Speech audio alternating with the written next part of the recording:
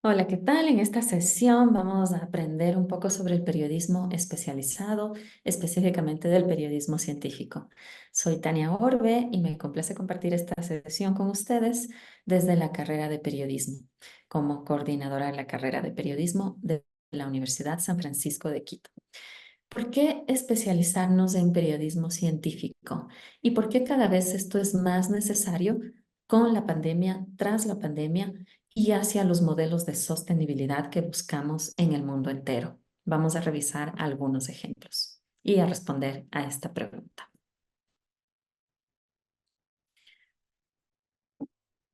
Partimos del precepto que la información verificada es una prioridad, y que el conocimiento científico que no se comunica prácticamente no existe, ¿sí? Cuando aprendemos más, tenemos más conocimiento sobre nuestra realidad y eso hace que tengamos una conciencia social y obviamente que tengamos una mayor alfabetización digital sobre lo que consumimos. Hay ciencia en todo lo que hacemos, desde el café que nos tomamos en la mañana hasta el despertador que aplicamos al celular o al por qué nos dedicamos una hora diaria a consumir TikToks, por ejemplo, ¿sí? No solamente es un proceso científico el que se da en un laboratorio o el que se aplica en biotecnología, ¿sí? Hay ciencia en todas nuestras actividades cotidianas. Por eso debemos trabajar y promover una mayor cultura científica. También veo necesario explicarles por qué es necesario especializarnos en cualquiera de las ramas, ¿no? Podemos tomar política, economía, deportes, que eso se nota mucho, o la ciencia, porque si nos especializamos, de esa manera cultivamos unas fuentes durante toda nuestra vida profesional y no empezamos a querer abarcar de todo un poco sin conocer nada a fondo, ¿sí? Yo destaco que es mejor seguir una especialización con nuestros propios intereses, puede ser también en relación a derechos humanos, en relación a diversidades sexuales, ¿sí? Que hará que nuestros contenidos sean más claros, más profundos, versus a solamente en una generalidad. Aquí les pongo como ejemplo todo lo que se puede hacer desde el periodismo de ciencia que no implique precisamente el informe o las declaraciones de un científico versus otro, ¿no? No caer en el periodismo declarativo o en las citas de documentos científicos, los llamados papers. Este es un programa realizado por una de mis colegas, que además el año anterior ganó el Oscar, en lo que se conoce como el Oscar a la comunicación científica en España, que se llama Andrea Obaid. Ella ha hecho algunos programas para televisión en su país, en Chile, y este es uno de los más recientes, Cocina Love. A todos nos suena el MasterChef, que tiene franquicias a lo largo de varios países de nuestra región. Pero Cocina Love, con este eslogan, porque comer tiene su ciencia, explica a través de un programa de televisión cuál es la nutrición, el valor que tiene un alimento frente a otro. Y de la misma manera, cuáles son los efectos positivos, negativos que puede tener en el organismo y según la edad.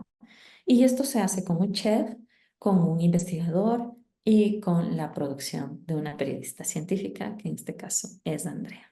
¿Mm?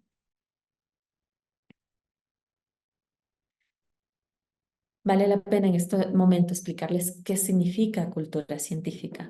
Este es un concepto que la UNESCO lo promueve y según el discurso oficial de la UNESCO, implica un modelo de comportamiento intelectual y social basado en el conocimiento científico, ¿sí?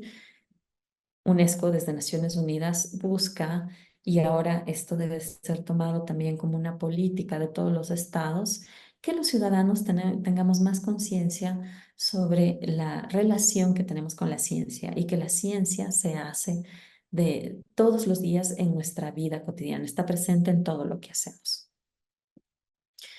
En nuestro trabajo desde el periodismo científico, Tenemos varios ángulos en los cuales estamos involucrados. Estamos ubicados acá, pero empecemos con el primer concepto, que es la comunicación de la ciencia.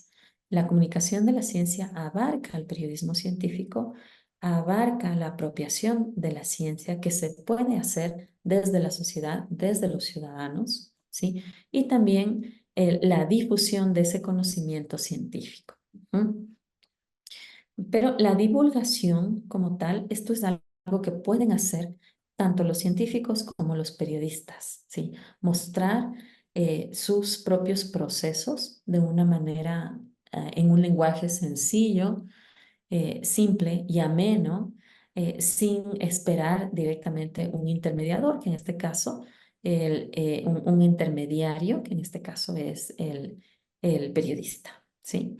Pero todos, en definitiva, buscamos que haya una mayor cultura científica, que tengamos un mayor conocimiento científico y lo reconozcamos en nuestras actividades diarias. ¿Qué nomás abarca el periodismo científico? Generalmente se lo ha concebido más directo con estos términos, ¿no? La tecnología, la salud, el ambiente, el desarrollo y la ciencia, ¿sí?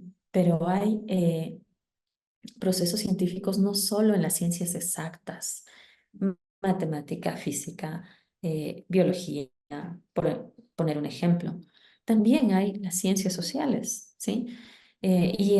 Sino que las ciencias sociales tienen otros resultados que quizá no siempre son tan cuantitativos como son o cuantificables, como son los resultados desde las ciencias exactas.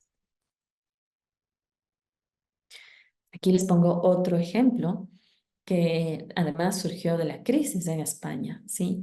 Es este colectivo Materia, que ahora es la sección de ciencia del diario El País, ¿sí? Y no solamente generan contenido en texto, sino también en videos, especiales interactivos, entrevistas, opinión, como ustedes pueden ver aquí en sus secciones. Y es cómo lo cuentan. Por ejemplo, que les puse de ejemplo, es una fotogalería. Y bajo este precepto que funciona mucho en Internet, ¿no? De poner el top 10, enumerar para que los motores de búsqueda me ubiquen mejor mi contenido a la hora de que estoy buscando algo, ¿no? Las 10 innovaciones que cambiarán al mundo dentro de una década. Y además es un contenido prospectivo que me está anunciando el futuro. Aquí les estoy mostrando otro ejemplo. Este, en cambio, es de audio y es de otro medio de comunicación español que se llama Maldita, que también tiene una sección de ciencia, Maldita Ciencia, y tiene una sección de verificación que se llama Maldito Bulo. ¿Mm? Y este podcast, por ejemplo, se llama Maldita la Hora. Como dice la descripción, un podcast semanal sobre bulos, datos y hemeroteca desde la mirada de maldita.es. Pictoline, que probablemente sea familiar para ustedes por estas infografías en ilustraciones, con caricaturas, con dibujos animados que circulan a través de redes sociales. Pictoline, originario desde México, tiene varios contenidos explicativos sobre la realidad. Por ejemplo, sí, cuando tomas halcón, ¿te duermes? ¿Descansas? Y se va explicando con cada secuencia de imagen por qué no hay un descanso cuando se toma alcohol. Y aquí en la leyenda se explica la fuente de información. Y bueno, este es un medio de comunicación especializado que ha crecido mucho y tiene poco o menos de 5 años en español para la región de América Latina, Mongabay, ¿sí?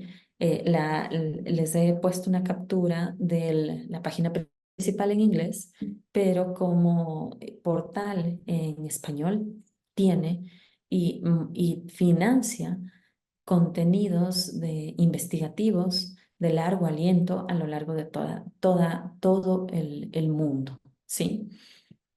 Les invito a que sigan a Bongabay Principal y a Bongabay Latam. Algunas sugerencias de cómo armar un tema para un reportaje científico.